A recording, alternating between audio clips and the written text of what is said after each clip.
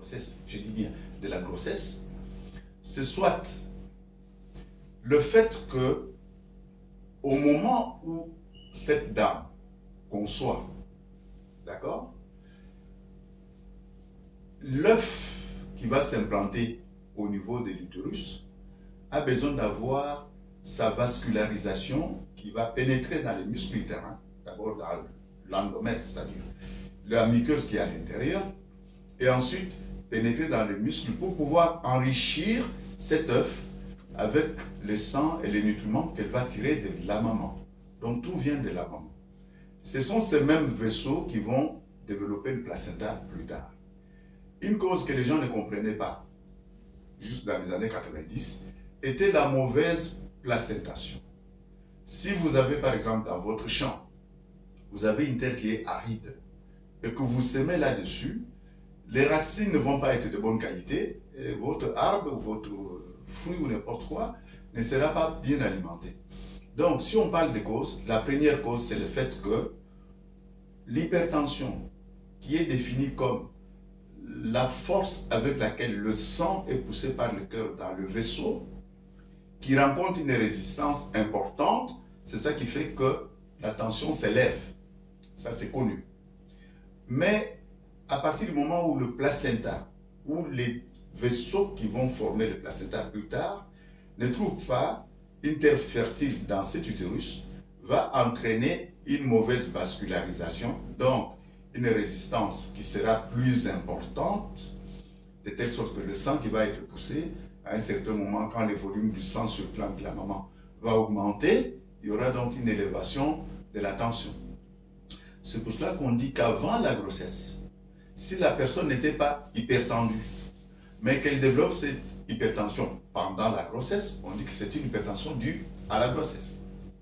La deuxième cause, c'est les gens qui avaient déjà une hypertension avant, une hypertension chronique. Et là, on découvre avant la 21e semaine, c'est-à-dire quand on entre déjà à la période où l'embryon, ou plutôt le fœtus, a déjà un placenta qui devait être normalement constitué et pouvoir donner un débit sanguin important, suffisant pour faire grandir. En ce moment-là, il y a des complications, c'est-à-dire le placenta de mauvaise qualité n'alimente pas suffisamment. À partir de ce moment, le fœtus qui ne reçoit pas suffisamment de sang va avoir des problèmes, tout comme la mère dont le cœur est obligé de pousser beaucoup plus fort, qui va avoir aussi des complications. Donc, complications, les premières, préclampsie, les plus inquiétantes, éclampsie.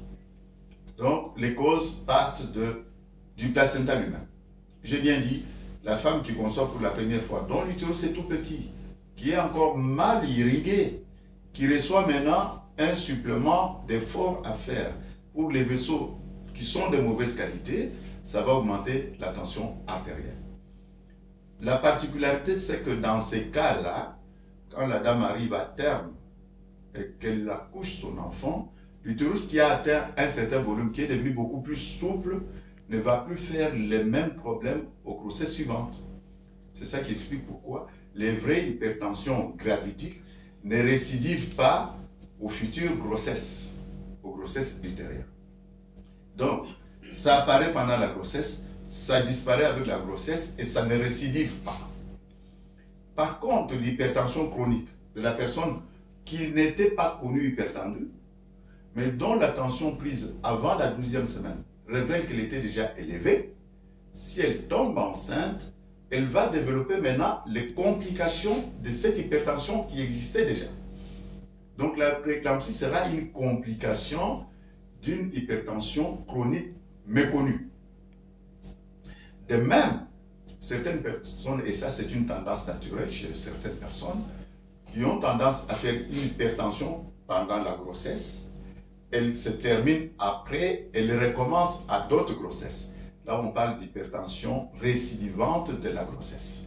C'est une particularité, elle est rare, mais elle existe quand même. Donc, si on parle des causes d'hypertension, c'est les mêmes causes que dans l'hypertension en général, qui est l'effort du cœur qui lutte contre la résistance des vaisseaux.